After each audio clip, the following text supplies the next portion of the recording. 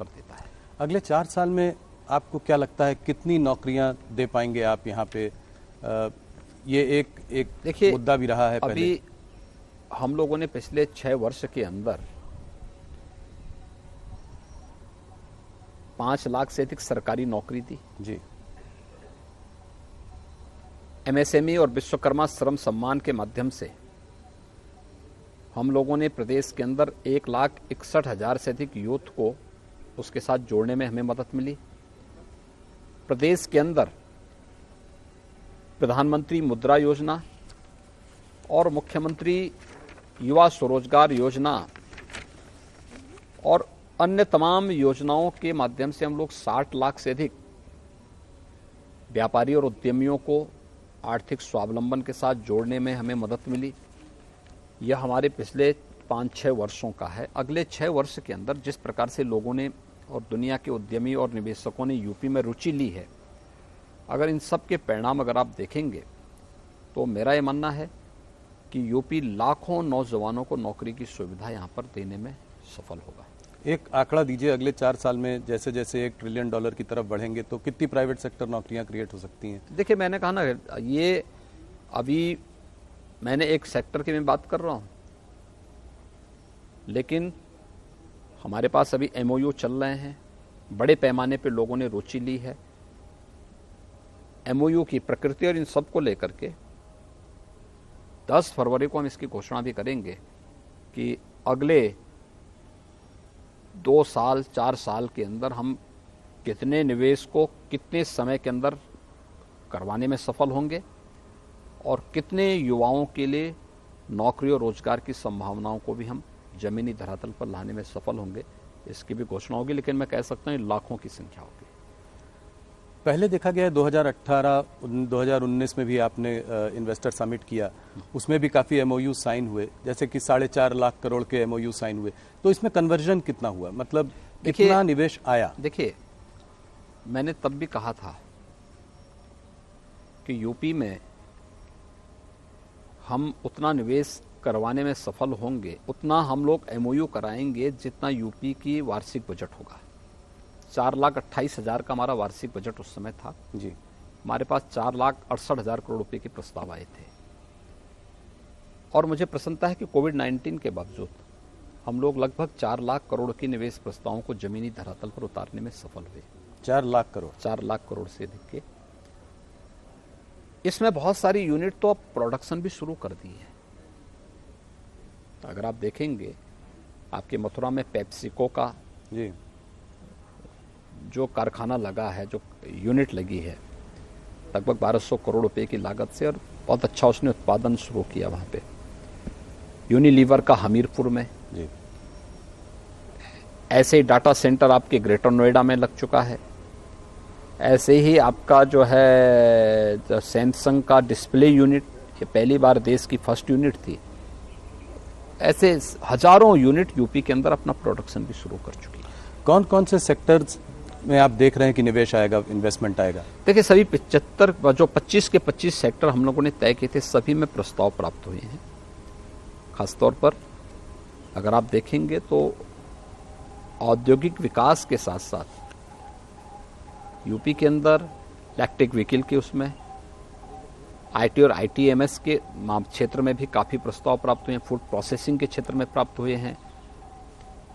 अलग अलग जो 25 बायोफ्यूल के लिए हुए हैं, रिन्यूएबल एनर्जी के उसमें हुए हैं, बहुत सारे सेक्टर हैं। उन सभी 25 सेक्टर्स में ये थोड़ा मुझे वाइब्रेंट गुजरात की याद दिलाता है। आप लगता है कि उस मॉडल से कुछ प्रभावित हैं? कुछ मोदी जी का इसमें इनपुट, कुछ टिप्स वगैरह उनसे लिए? कुछ देखिए, सारी प्रेरणा प्रधानमंत्री मोदी जी की है और इन सब बातों को लेकर के हम राज्यों के साथ भी अपने अनुभव को शेयर करते हैं, उनकी पॉलिसीज को भी देखते हैं कि इन राज्यों ने कहाँ पर क्या अच्छा किया है और फिर उसके अनुरूप फिर अपनी पॉलिसी भी तैयार करते हैं। योगी जी, आपका विजन बहुत बड़ा है, सराहनीय है। देखते हैं आगे 4 सालों में कैसे निवेश आता है, उत्तर प्रदेश कैसे प्रगति करता है। कुछ चीज़ें जरूरी हैं अगर आप चाहते हैं कि यहाँ पर इन्वेस्टमेंट आए, जैसे कि law and order situation Uttar Pradesh में, जो कि पिछले 5 सालों में आपने, बल्कि 6 सालों में आपने बहुत अच्छी की है। ईज ऑफ डूइंग बिजनेस भी एक इम्पॉर्टेंट मुद्दा रहेगा।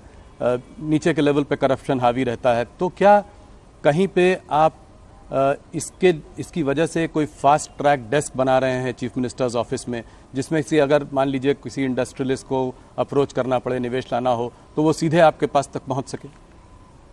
देखिए, पास पहुंचने की अब नौबत ही नहीं आएगी। उत्तर प्रदेश की लॉ एंड ऑर्डर,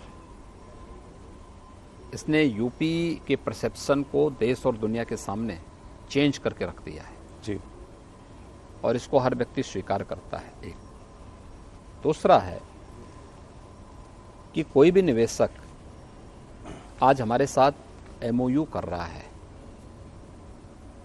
तो हमने उसको सिंगल विंडो प्लेटफॉर्म उपलब्ध करवाया है, जहां पे 350 से अधिक क्लियरेंस उसको एक साथ एक प्लेटफॉर्म में उपलब्ध हो जाएंगे बिना किसी मानवीय हस्तक्षेप के। हाँ, निवेशक को उन क्वेरीज का जवाब समय से देना होगा जो वहां से उससे मांगी जाए। ये सब ऑनलाइन प्लेटफॉर्म में उनको सुविधा प्राप्त होंगे। एमओयू पूरा होने के बाद जब निवेश जमीनी धरातल पर उतारने की बात आती है तो उसकी मॉनिटरिंग के लिए भी निवेश सारथी एक नया पोर्टल उनका इंतजार कर रहा है। एक व्यवस्थित तरीके से उसे जमीनी धरातल पर उतारना। निवेश जमीनी धरातल पर उतर हो चुका है तो आईएमएस इंसेंटिव मॉनिटरिंग सिस्टम से वो स्वयं जुड़ जाएगा। कब कब शासन का इंसेंटिव निवेशक को जाना है, ये सब ऑटो मोड में सब होता हुआ दिखाई देगा।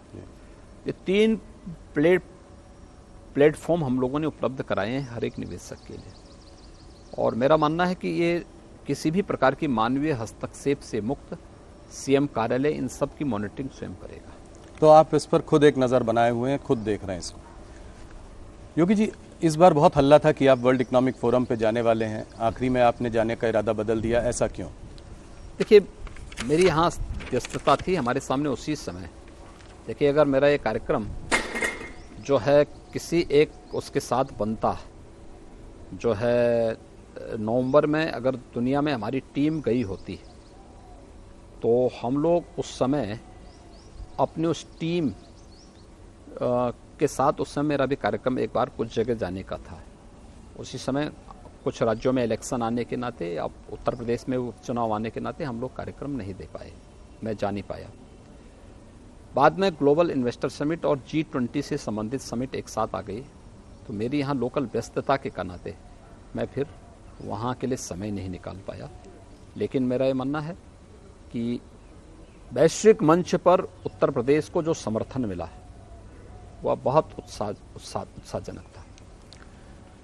योगी जी, थोड़ा सा ग्लोबल इन्वेस्टर समिट से हटते हैं और मुद्दों पर चर्चा करते हैं। मुझको अभी